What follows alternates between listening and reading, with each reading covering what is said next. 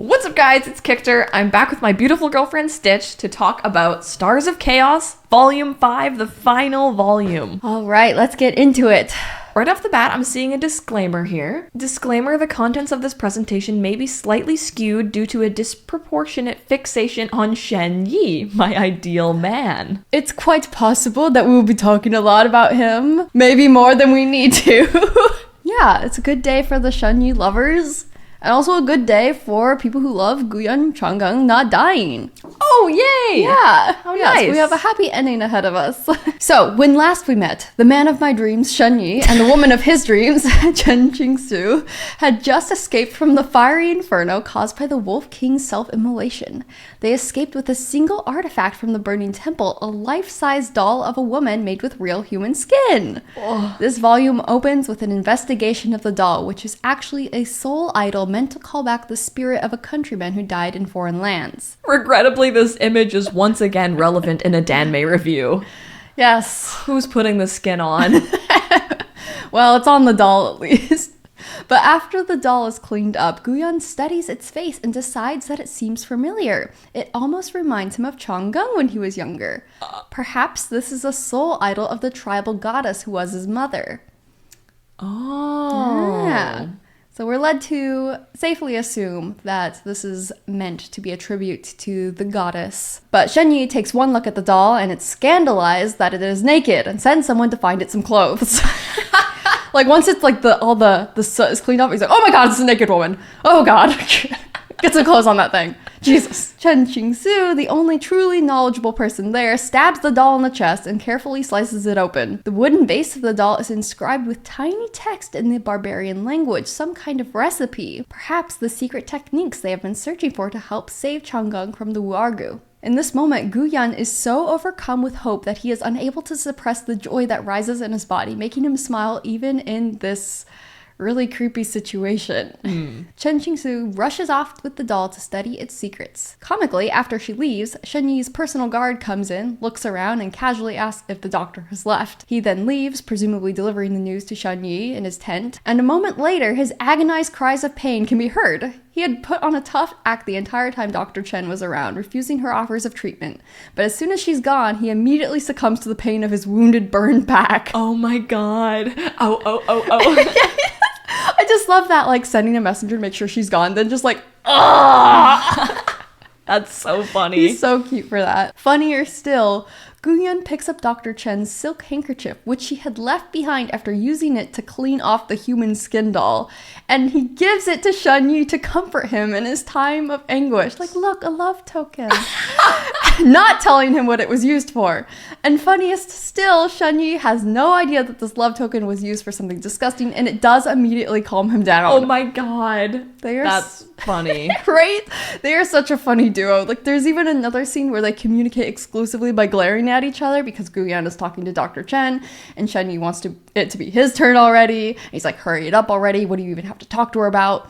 And then when Guyan finally takes his leave, he taps Shen Yi on his waist with his horsewhip. Like, just go for it. Oh my god. It's just so cute. Like, I'm obsessed. I'm obsessed with Shen Yi. I'm obsessed with his friendship with Guyan. Like, they had to make Shen Yi ridiculous, otherwise you would end up shipping him with Guyan. I'm convinced. Just because they are so funny together.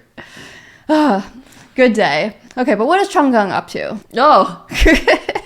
Very currency. Wow, much coin. Speaking of Chong Gung, what is he up to? Although he resigned from his government post in the previous volume, he is still loaded with responsibilities in assisting the imperial envoys with training the Danmei garrison, as well as fighting ongoing skirmishes with the far westerners. He is exceedingly competent and capable at everything he does, inspiring respect and loyalty with everyone he works with, and seems to be thriving as much as ever. And then these big changes happen, one after another.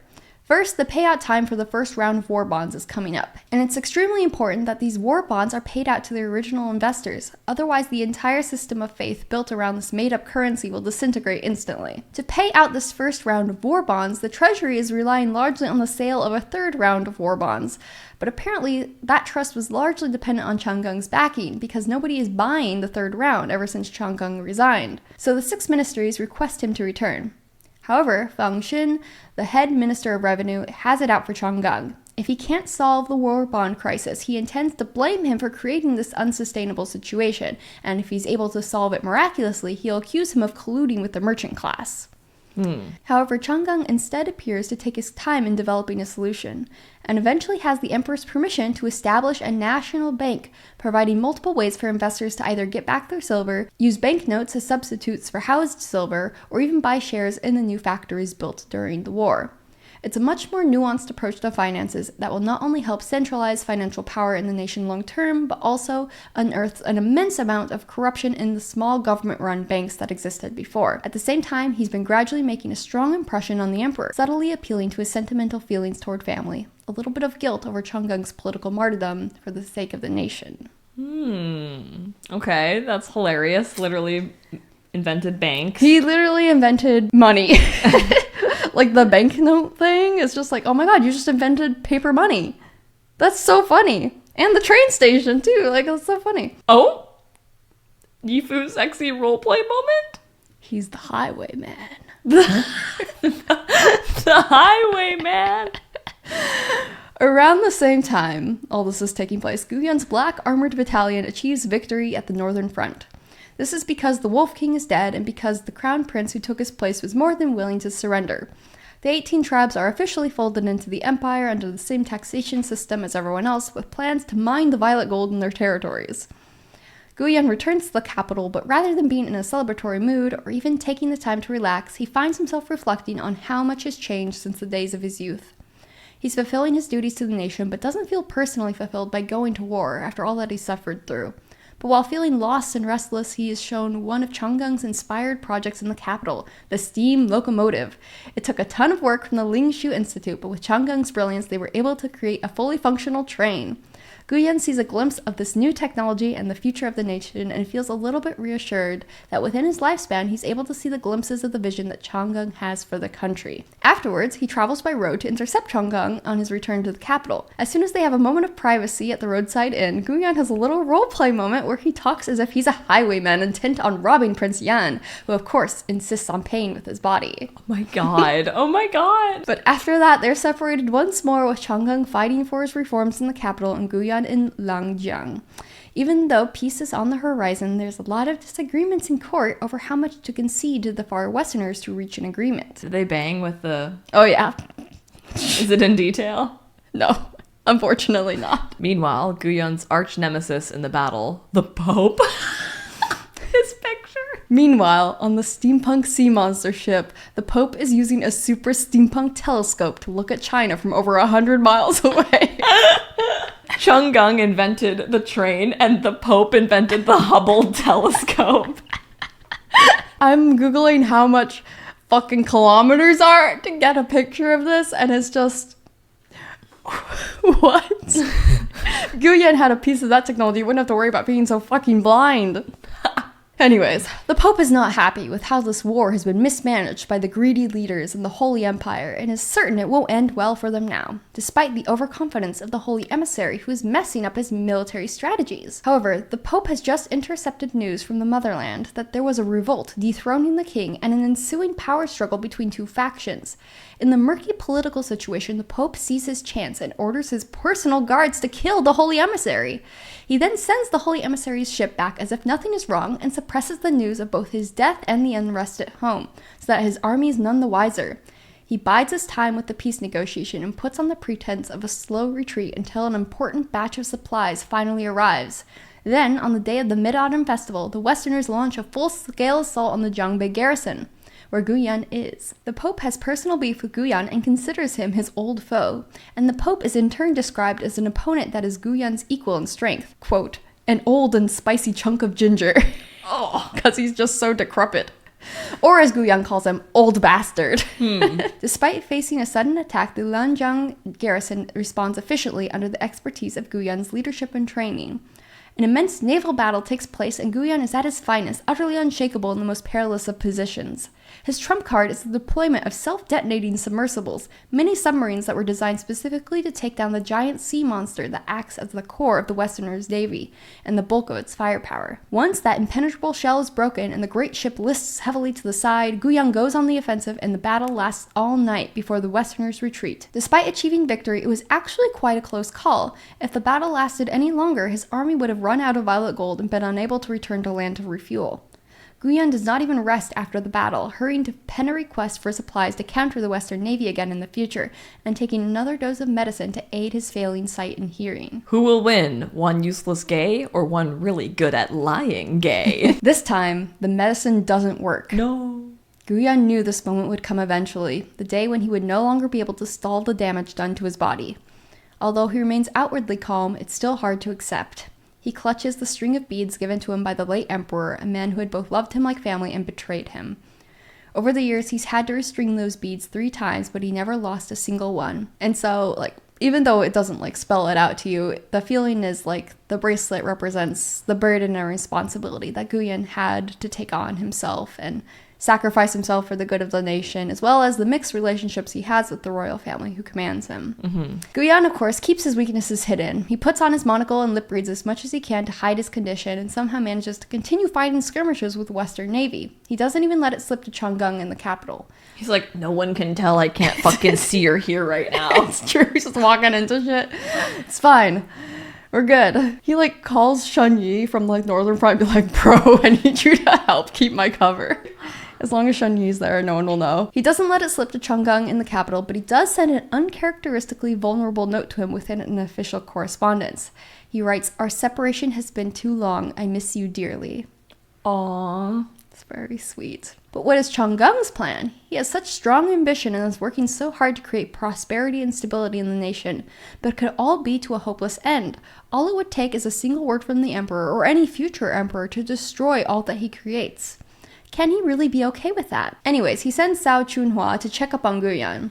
When he arrives, he finds Guyan wearing a monocle, a dead giveaway that his sight is not doing so good. But instead of his normal monocle, it's a very gaudy filigree half mask. And when asked, he spins this whole story about how his old one broke, but he commissioned this new one from a renowned artist, and it's just so beautiful that it deserves to be on display every day. In fact, he could probably seduce the enemy army in his current state. Isn't that right, Cao Chunhua? Come here, I have a special mission for you. And Cao Chunhua, being more of a useless gay than Chong Gung, is successfully deceived and even sent away before he can rat Guyan out. Oh my god. He's throwing his arm around him and he's just blushing fiercely oh god, he's so hot. Wow. Yep. His new mobility aid was so sexy that he believed it was truly just for sex appeal and not because he can't see. That's crazy. Yeah, leave it to Guyan to come up with that. Yup. Oh my gosh. Yeah, so Guyan won that round. Acupuncture Turbo Hell. Speedrun your childhood trauma edition. Meanwhile, Dr. Chen has arrived in the capital to tell Chong Gung the news. His Wu Argu poison can be cured, although the process will be time-consuming and painful. This rocks Chong Gung's world, and he immediately wants to send word to Guyan, but decides against it, not wanting to distract him on the battlefield. What does the treatment actually look like? Acupuncture Turbo Hell, in which your body essentially relives every childhood trauma. While Dr. Chen sticks him full of helpful needles, Chong Gung undergoes intense hallucinations as if trapped in the body of his childhood self, abused by the aunt who raised him. Oh. The old scars across his skin literally split open from the intensity of these vivid hallucinations. Chong Gung almost loses his lucidity entirely, but is brought back by the clanging sound of Guyan's old iron pauldrons that were left in the bedroom. Yeah, which I don't know if you remember, in an earlier volume, he was able to come out of a nightmare because of the cool feeling of that metal, right, or something like that. Afterwards, he sleeps without nightmares for the first time and instead dreams of being reunited with Guyan. He even wakens from imagining the sounds of his horrendous flute playing. Wow. So they literally go to the northern barbarian thing, magically find this totem of his mother, which had the cure, and they stab him with it and it worked. It's not even they stab him with anything in particular. It's just regular acupuncture. But doing the ritual. Yeah, there's Dr. Chen worked really hard for a really long time and figured it out. And then it's just that. Did the poison have a positive? Like, doesn't it make you super strong or something like that? Yeah. It's like, I guess it makes you kind of like super everything, kind of. Yeah. You know? And so did he ever really get to experience that? I feel like we have seen it kind of all along a little bit. Like, he's always been like extremely capable and strong, and he's able to like use like very high-powered heavy weapons and stuff, and like physically just overpower people with strength. And he's also very smart and cunning, and that kind of cunningness is also part of it. It's very interesting because like, that's a very good question, because this is the start of him being cured. It's not kind of one shot and done, but it is like a very good step forward. We don't really see like any loss. That's what I was gonna ask. From the Like he's after not, this, he's is not, he just like a weak, dumb guy? right? It's not like we really see him tested. It's like he was on steroids. Yeah. And so now he's not taking steroids anymore, but he's still fucking strong. Right. And to Chong Gung's credit, I think like we do see that he spent his entire like teenage and adult years training very diligently and like just to contain the Wu Argu poison, which is mostly like go fucking crazy disease as well. Yeah. So that kind of daily training, I think, has given him a very good foundation where like he's not like, it's not like he's physically weak without it. But I feel like the benefits were more like, oh yeah, the barbarians wanted to create like a super weapon, right? So it's like go fucking crazy on the battlefield, right? So if you just let Chong Gung loose in the wild, he would probably destroy everything. Yeah. But we didn't get to see that. I know. Interesting. Yeah, we didn't really get to see that. It was mostly just have nightmares and be really upset. And sometimes have split pupils. And sometimes have panic attacks. Yeah, so I don't know. I learned at school that we should have laws for situations like this. I don't fucking know. I'm 11. With the imperial court in turmoil, undermining the war effort, the war drags on in this stalemate, and the longer it goes on, the more it puts the Long nation at a disadvantage. Even now, envoys from the capital are on their way to meet the Western army to negotiate peace talks, which can only mean accepting a degree of loss and weakening the nation to foreign powers in the future. Guyan decides to go above and beyond the line of duty to turn the tide of war himself. He takes half his naval forces to meet the enemy, facing off directly against the Pope, commanding the Western Navy. The Pope knows Guyan's strategies well at this point, so he's cautious about facing this sudden rash attack out of nowhere, despite Guyan's low numbers. Sure enough, a fleet of reinforcements arrive in the night, and the Western Navy is prepared to launch an assault that destroys a large number of Guyan's forces. But if the Pope knows Guyan, Guyan knows the Pope even better. The reinforcements that were destroyed were a feint. They were practically empty hulls motorized from the decommissioned battleships to bait the enemy. The other half of Guyan's real forces have circled around to the Western Navy's occupied zones in the southern islands and wiped them out, cutting off the Navy from its southern supply routes. This is a huge blow to the Westerners, and it's enough for the Emperor to fully take his side and push through Chong Gung's reforms for the war effort. But at the same time, the Emperor has reached another crucial decision about the nation's future. He himself is not in the best of health, so he's already thinking about his 11-year-old son becoming the Emperor after he's gone. His son's temperament is not weak per se, but he lacks the sort of ruthless cunning that Chong Gung has, and right now neither the nation nor the court is stable enough to survive an emperor that isn't extremely wise and capable. An emperor that is 11. Truly. The Emperor sees what Chong Gung sees, which is that the nation's laws and institutions need to be strong and functional to keep the country stable through multiple generations of rulers. He needs Chong Gung to help create that foundation so that his son can successfully take over in the future. But he does not trust Chong Gung to not threaten the throne, so he decides that before he passes away, he must take out both Chong Gung and Guyan. Oh my god. Just politics. Just has to be done. It's like, okay, we need this really smart and cool guy to like get us into the new world. Yeah. Like my dumbass 11-year-old isn't gonna do that. So Chong Gung's gotta do this shit. Mm-hmm. But then once he does it, I will kill him. Yes, literally. Same with Guyan. You need Guyan to win the war, but as soon as possible, you need to get rid of him because that's so shitty. He's too competent. Oh my god. I know, it's so bad. But the Emperor's visible shift against the nobility and his move to start publicly preparing his son to become the next emperor reveals just how far the noble families are willing to go to retain their power. When the young son innocently quotes his schoolwork after a court session, something about the importance of law to prevent warring factions in the nation, the nobility panics. They think it's a scripted warning targeting them. It sparks a secret movement to remove both the emperor and even his young son if necessary, allowing the vacant throne to be puppeted by the noble ministers in court. Literally, this child is just prompted to say something wise in front of everybody, and he's like, I think laws would help us make decisions at times like these. Probably. And then all the nobles are like, oh God, they're after us. Oh, he's coming after us. It's so funny. And then it's like, the emperor didn't plan that. Chong Gung didn't plan that. Chong Gung might have planned that somehow. I don't know. But like, it just starts literally this whole plan for a coup. Isn't that just the way? Mm-hmm. It's ridiculous. That's funny. It's freaking ridiculous. Shen Yi, Guyan, a scratch? Your arm's off. No, it isn't. Well, what's that then? I've had worse. Right. So, remember how I was talking about the battle in the previous slide? Yeah. When Guyan personally led his troops into battle, his flagship was blown to smithereens, along with him. He reacted quickly enough to order his troops to dive overboard before the violet gold tanks caught fire, and thus he himself narrowly avoided death in the same way. However, he has serious injuries. Guyan seemed to anticipate that he would not exit that battle unscathed, so he prepared a series of orders and personal letters in advance in order to conceal his condition, even sending a fat love letter to Chong Gung to keep him off the scent that his Yifu was on death's door once again. Oh my God. He even called in Shen Yi from the other war front beforehand as his backup.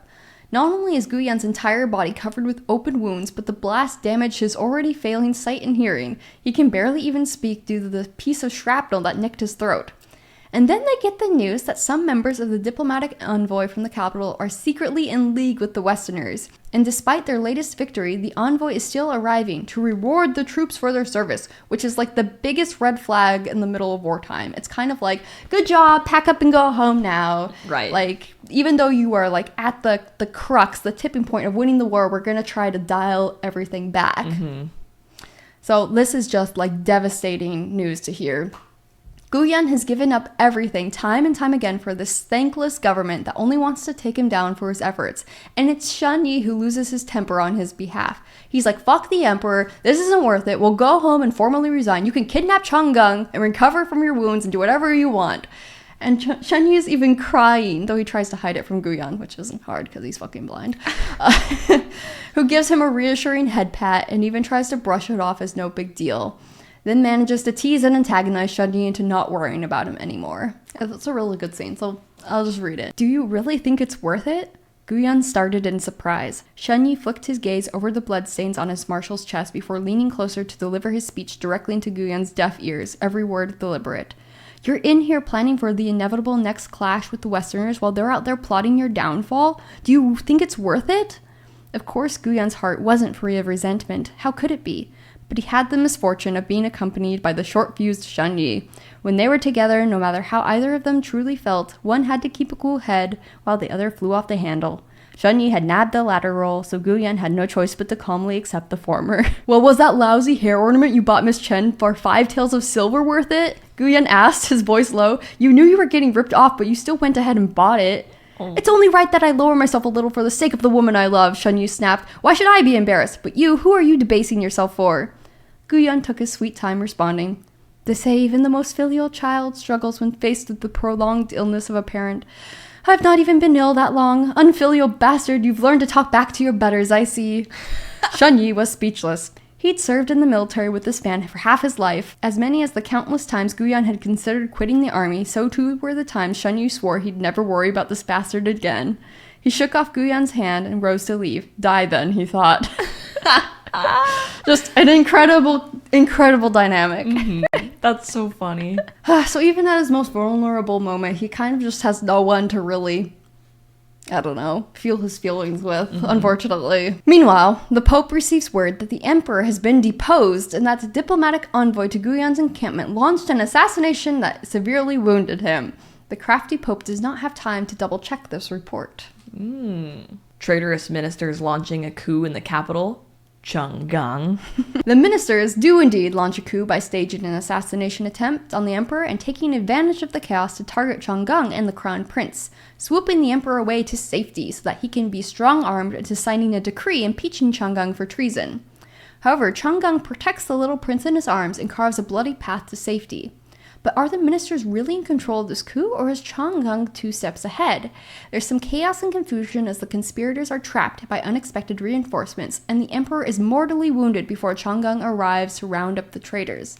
To outsiders, the scene between the dying emperor, his half-brother, and his son is one of touching loyalty. But the emperor sees the cold threat in Chong Gung's hidden smile. All of this was within the scope of his plans, and he's not afraid to use or dispose of the little prince accordingly. So the emperor accepts defeat and names Chong Gung as his heir instead, making him the next emperor. So, like, if the emperor in his dying breaths had named his son the heir, Chong Gung would have either found a way to control the prince or just killed him. Yeah. So the emperor makes a smart move, not wanting his son to die. Yeah. And to everyone's surprise, names Chong Gung his heir. Nice. Not quite official yet, but Chong Gung uses his newfound power in this time of stability to clean up the court of traitors, hand off a box of pre-prepared decrees, and then fuck right out of the capital. His heart was like an arrow knocked in the string, eager to take flight. I love that quote. Nice. Of course he's going to check on Guyan, suspicious of the amount of optimism in the reports he's received. The reason why he hadn't gone sooner was because there was too many things that could go wrong up to the point of being named the next emperor. Worst case scenario, he could have been deemed a traitorous kinslayer himself and dragged down Guyan with him. On his way there, the Westerners launch a full-force attack, but that doesn't stop Chong Gung from heading to the battlefield. A full-scale military battle outside the tent. Chong Gung reuniting with Guyan. So Guyan has been recovering slowly over the last month or so, but he's still barely able to stand and walk around the room. Metal panels are literally holding his body together, and he's exhausted from the pain. He's able to speak, though his voice is hoarse, and with the new monocle, he's able to see within 3 meters, but no more. He's been fully fixated on the final stage of the war and only just receives news of the Emperor's death and Chong Gung's new title when Chong Gung himself arrives in the middle of an active battle. In a wildly comedic moment, Chong Gung runs first into Cao Chunhua, who happens to be disguised as Guyan for other reasons, which are not explained, which throws Chong Gung off for a moment. Only a moment, though, because he's very quick to be like, this isn't my fucking Yifu. After Cao Chunhua is caught, he tries to distract him long enough for Shen Yi to run back and warn Guyan, who would have, honest to God, hidden under the bed if he had more time. Oh my god. It's like, oh my god, Chong Gung's fucking here. He's gonna be so pissed. Everyone's scared. Everyone's running. Everyone's in this lie together. But Chong Gung arrives at his tent before he can escape, and Guyan is busted. Everyone clears out ASAP, leaving the two of them alone. Seeing how wounded Guyan is, Chong Gung has such a violent panic attack that it nearly sends him into a Wu-Argu flare-up, despite the poison being mostly cleared from his body at this point. But then he turns scarily calm and says, "If I had come any later, would I have ever seen you again? Oh. I hate you. I hate you to death, Gu Zhishi." Damn. Then he dissolves into tears. They can't even have this moment uninterrupted, though, because at the same time as all that, the tent is shaken by cannon fire. A messenger bursts in, receives Guyan's orders, and then leaves them alone again. Guyan exerts all his strength to stand so that he can pull Chong Gung into his arms, tell him that he missed him, and kiss his tears away. Actually, he licks his tears away, like literally, because he threatens to do that, and then Chong Gung's like, "You're just flirting, like, fuck you, you're always doing this." And then when he does cry, he actually does lick them a little bit. I mean, he kept his word, and to his credit, it did kind of shock Chong Gung out of his panic attack into, like, okay. Then there's more explosions. Another soldier bursts in, more orders, like, the soldier's bursting in while he's mid. Literally. And the sweetness continues even after that. Aww. Before Chong Gung could glance up at Guyan's expression, a hand landed on his face. Guyan stroked his fingers up Chong Gung's jaw towards the base of his ear. "Aren't you tired?" Chong Gung blinked rapidly. Perhaps the pain just now had been too intense. He felt the dam within him was about to break. Guyan had spoken 3 scant words, yet Chong Gung's eyes were filling with tears. He asked in response, "Doesn't it hurt?" He thought Guyan remained silent, but to his surprise, after a few beats, Guyan answered honestly, "It hurts so much I can hardly sleep." Oof. Chong Gung's hands trembled as though pricked by a needle. "But it doesn't hurt as much as seeing you cry," Guyan went on. "Don't cry anymore, or your Yifu will have nightmares for the rest of his life." Oh. They're very sweet, and it's a very sweet reunion, even with all of the interruptions. Rest in peace, Pope! Deciding battle ends in the retreat and destruction of the Western Navy, and then the rest of the chapter summarizes the end of the war, the opening of the railway, and the fate of the Pope, who became a prisoner of war, later exchanged for money, and then died on his way back to his homeland, either of sickness and old age, or because he was murdered by his own people. Oh. We don't know, and we aren't supposed to care. Yeah, kind of anticlimactic. And it's literally like, and nobody fucking cared. I was like, I care a little bit. But yeah, Chong Gung's ascension and rule as emperor are summarized in the last few paragraphs of the same chapter. We know that he ruled for 18 years, kept on the prior emperor's son as the next in line for the throne, and that he focused on large-scale reforms and a code of law that instituted checks and balances at all levels of government, and ended widespread corruption. Wow. And just like that, the story ends. This is all in the same chapter, like the reunion, the end of the war, and Chong Gung becoming emperor, and the Pope's death, and everything else. Is Gu Yun still alive? Yeah, I guess. Mentioned. Just severely injured and disabled? He's fine. He gets better. He gets better? He gets better. Okay. Wow. Okay, they just tied it up in a little bow. 18 years of ruling? Yeah, it was shocking. I truly felt like I was shell-shocked by how suddenly it ended. Especially because the scene of the reunion was so hugely climactic and emotional, but then it just felt like we didn't really get any closure on their relationship after that, I guess, stunning moment. And also not much closure on like the long war that had been going on for several volumes, like there's no like, woo, we did it. Like, it's just won. Kind of like, and we're tired, let's go home. But thankfully that is like, the ending is like halfway through the volume and the rest is extras. Okay. And by the time I finished reading the extras, I was much more satisfied and a little bit less fussy about how the novel main story ended, Right. Truly, the extras cover a lot. There's like 16 of them, and they really touch all of the points you could possibly want. And so, even though it's a little bit chronologically out of order, it does answer all of the questions that I had, and it's all good. So I have one slide per extra, and we're just gonna kind of speed run through all of them. Sounds good. Return of Departed Souls. I conquered the Wu Argu, and all I got was this lousy t-shirt. Extra number 1, the war is officially over, and in a beautiful parallel, Chong Gung is finally free of the Wu Argu poison after experiencing a dreamscape that heals his childhood trauma. Wow. Yes.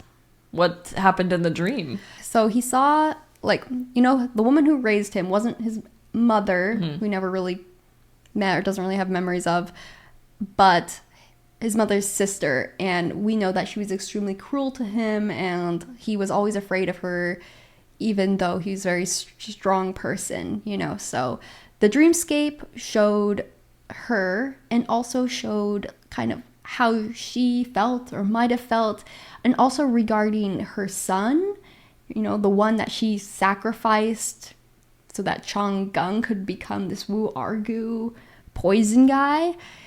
And so he kind of comes to terms with what she went through. He's like, I get why she wanted to beat me. Yeah, it literally explains why she kind of sporadically tried to kill him all the time. Yeah. In a way that made sense. Like, she was obviously a little bit crazy, but it wasn't just that she was being cruel for the sake of being cruel. Yeah. In a way, she was, yeah. She was suffering in a very unique way, and he's able to come to terms with that. So it was very good and very interesting as well. So nice. Affection from the deceased. Gu Yun's bracelet, and the whole time? Extra number 2, Gu Yun doesn't leave his house for half a year after returning to the capital because his body is so fucked up. But he gets bored far before then.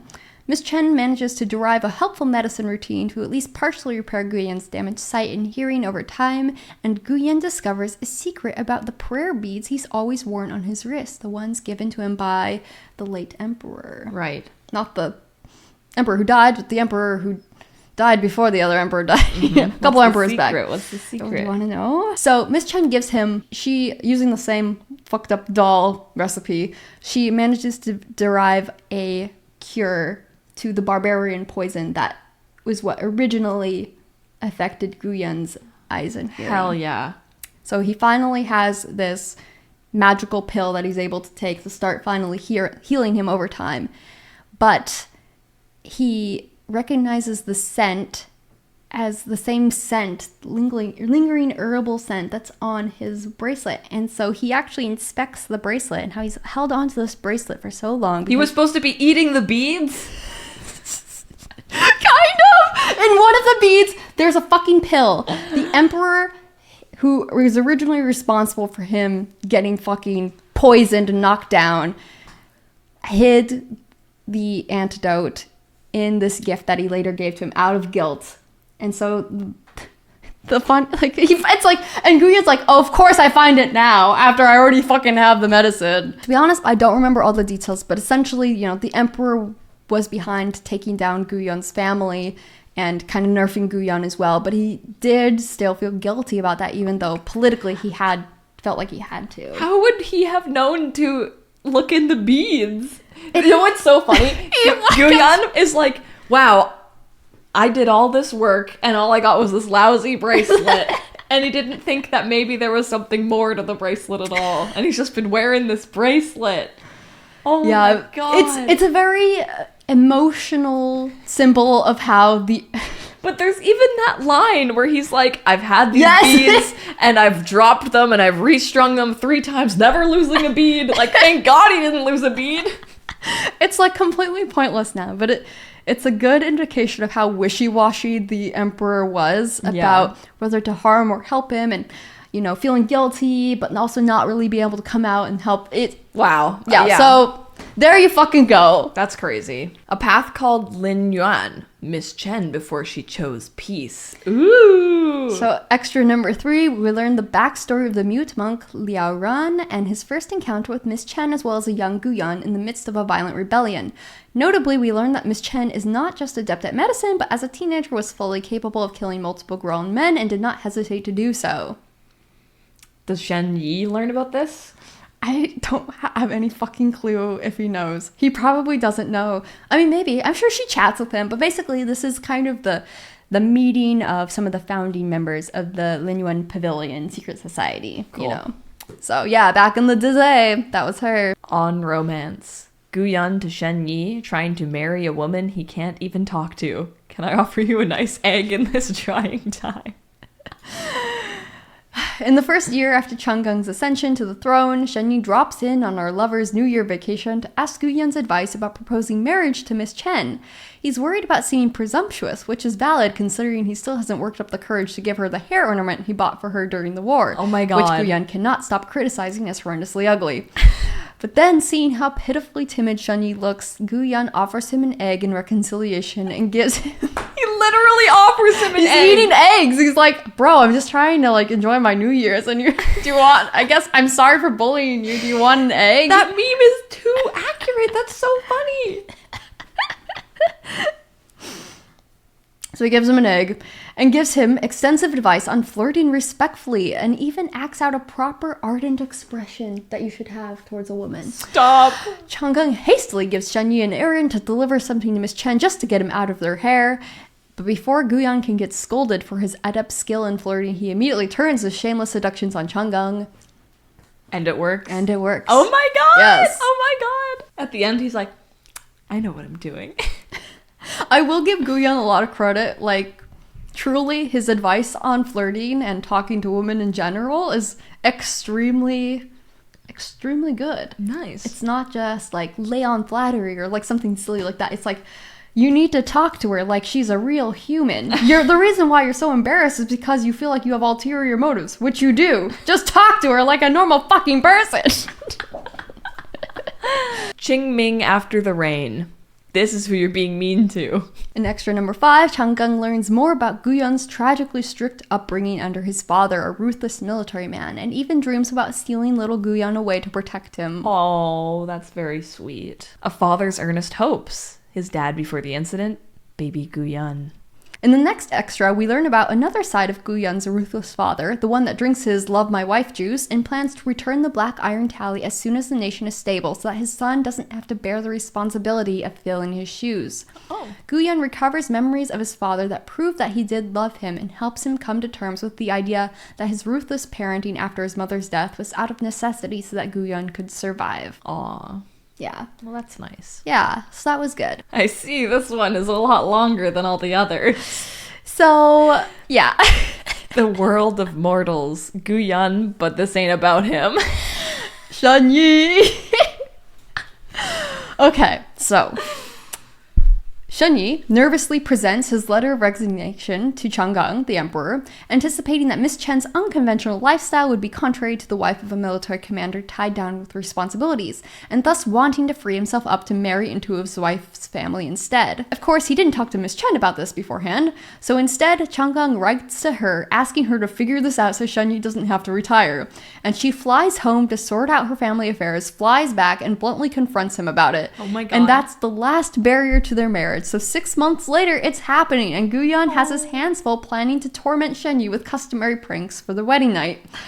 Shen Yi, however, is an old hand at battling Guyan, so he goes straight to the top and tells Chong Gung, hey, back during the war, Guyan gave me a letter to send you if anything happened to him. Do you want it now? Oh my Great, god. thanks. Please save me. Oh my god! So Chong Gung simply tells Guyan to take it easy for Miss Chen's sake, and Guyan throws out all of his evil plans just like that. It's very sweet. It's kind of domestic. It's like one word from Chong Gung. He's like, okay, Wow. I guess I won't prank them. Oh my god, and he got the letter. And Chong Gung got the letter. But does he read it? We will find out. There's actually a very sweet moment with Guyan and Shen Yi at the wedding, in which Shen Yi, notable lightweight, is wasted from the sheer amount of congratulatory toasts he's been subjected to, and he just gives Guyan a big hug, Aww. never imagining that they'd be able to stand together at his wedding after all the shit they've been through. Oh, Guyan says, "Are you happy now?" And he nods his head furiously. that's very sweet. What's also really sweet is that Guyan is genuinely so happy to be there from the bottom of his heart. Like, aside from just being, maliciously excited to pull pranks on them, he is truly happy to be his best man in this situation. Yeah. Shen Yi immediately folds with guilt and confesses that he gave Chong Gung the letter.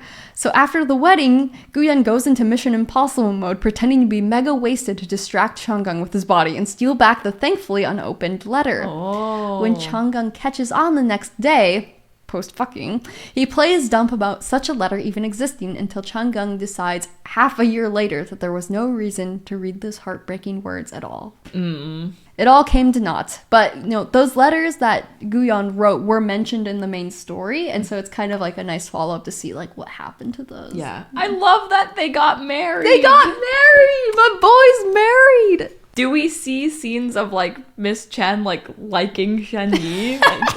Is she happy? Oh, yeah. Yeah, she's happy. She's happy. We don't get, a ton of scenes of them together as a married couple. There's, but there are, a couple. There's a few. So even if they're not, directly, interacting, you can tell she is happy. I have no idea what she sees in him, despite me being also obsessed with Shen Yi. She saw that barrel roll he did. In the fucking snow. Yeah. Yeah. We'll don't worry. We will talk more about Shen Yi. good. Don't worry. We'll talk more about Shen Yi and his wife. Peace and prosperity. Checks and balances. This Chong. extra is about Li Zheng, the little crown prince who was the son of the previous emperor and who becomes the next emperor after Chong Gung retires as regent ruler. It follows the fearful uncertainty he felt in his youth and his reluctance to ever sit on the throne, then how Chong Gung encouraged him to simply travel the world and see the outside world before deciding what the future would hold. Guyan retires from the military after 18 more years of service, and Chong Gung follows in retirement soon after.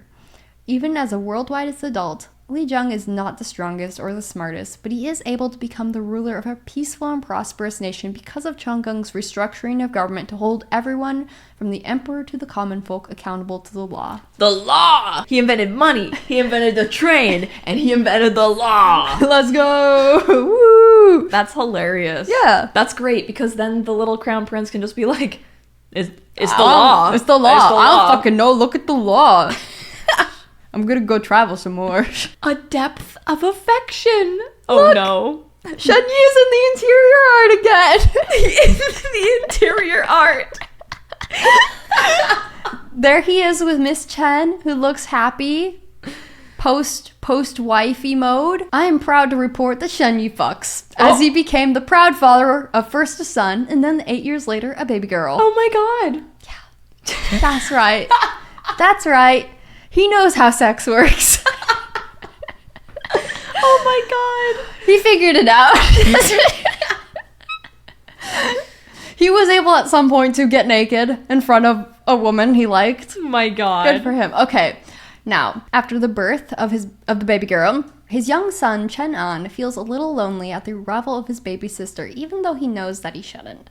And Chong Gung is the only one to pick up on his feelings as someone who is also a little bit jealous and sensitive in nature, and has a moment reassuring him. Aww. Then it ties back to Chong Gung himself and Gu Yan, and he was explaining that to Gu Yan, and Gu Yan says, "Oh, yeah, it's because you're so sincere. Yeah, a kid like that would have a trouble adjusting to a big change like that just because the depths of his feelings is so deep, you know? That's why he's shaken up so easily. It's because he's so sincere, just like you." And Chong Gung gets all flustered over that. Aww. And I thought that was really sweet, like, framing that in such a way. Yeah, that's really nice. Homecoming. Rat brother? Rat brother? Look at Shen Yi, though. Oh my god.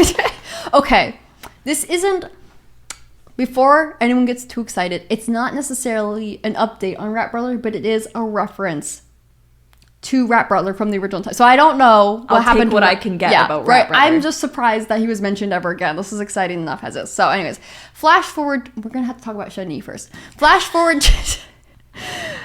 20 years of marriage, Shen Yi and his wife and daughter visit our protagonist a couple years into their retirement. There is one last mention of Rat Brother on page 322. Oh so my God. let's have it. And it's in a reference to just Gu Yun's dichotomy.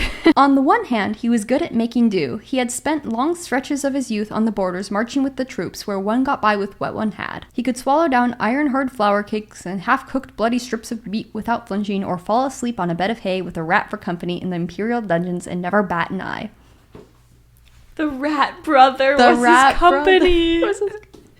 I know! One last mention of Rat Brother. Incredible. We're almost right at the end. We made it. Fondly. Anyways, at this point, Gu Yan has some streaks of silver in his hair, but he's as lively as ever, and he and Chong Gung are the beloved gay uncles to Shen Yi's little daughter. Aww. As the New Year's festivities go on, Gu Yan challenges Shen Yi to a wind-slasher sparring match on the rooftop, putting on a spectacular performance for their families. Oh, that's so cute. It's like, oh my gosh, it's such a fun scene to read, like, just described so beautifully.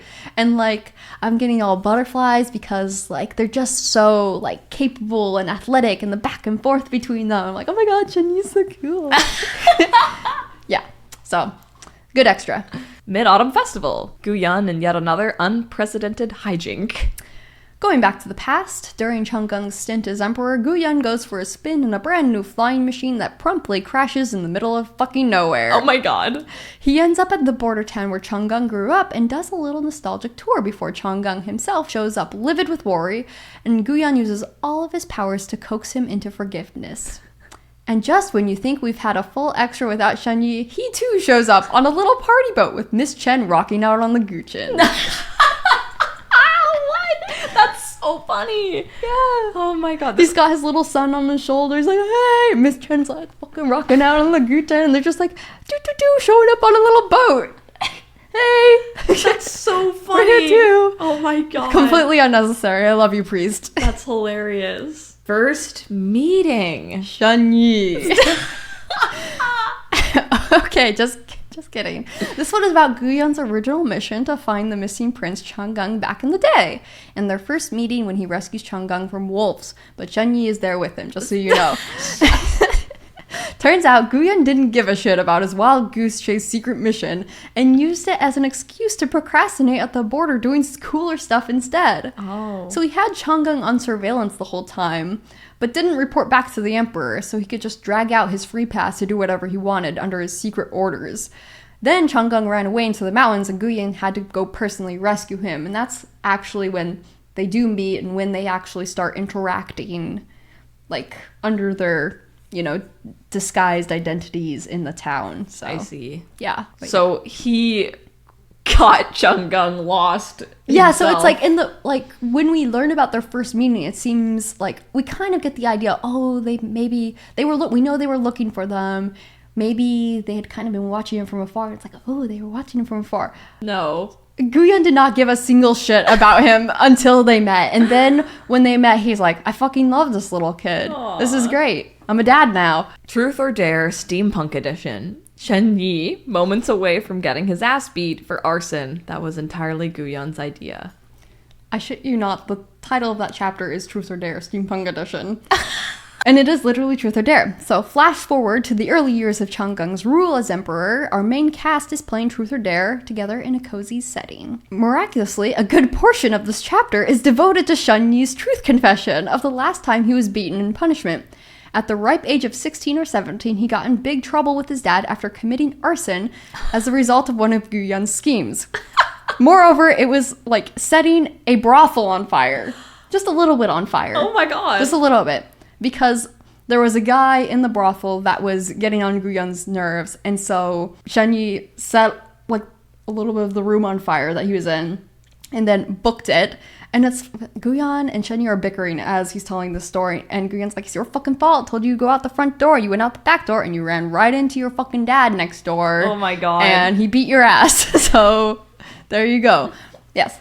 So no one was harmed. It was just an excuse for this guy to be running out with his pants down, and it was just kind of payback for that. But I couldn't believe that the whole chapter somehow was about Shen Yi. I'm so living. A secret tale from the northern border. Gu Yun's will to live. So in the next extra, we learn the answer to a question Gu Yun refused to answer in Truth or Dare.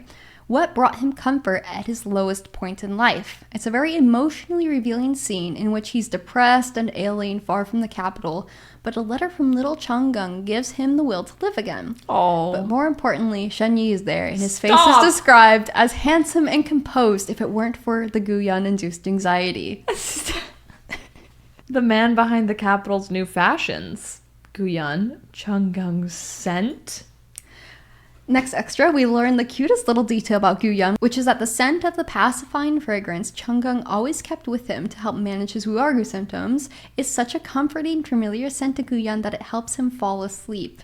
Even years after Chong Gung got the poison out of his system, he still keeps that fragrance on him for that reason alone. Oh, they really love each other. That's very sweet. It's really sweet. I like your scent too. A few miscellaneous anecdotes. Gu Yun discovering his passion for home renovation. Chong Gung training to stay vigilant.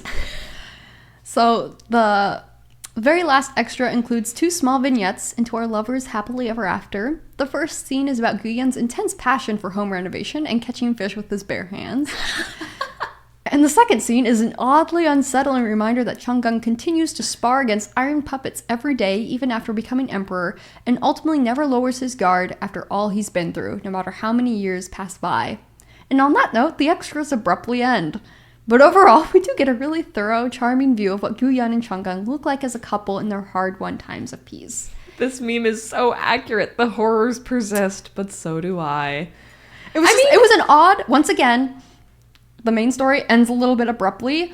The last extra, a little bit of an odd note to leave off on. Mm-hmm. I don't think it was the intention to make us feel like unsettled in any way, because there are so many scenes in the extras. Sometimes even with extras, you don't really get a chance to see like what a couple is like domestically in these Danmei novels.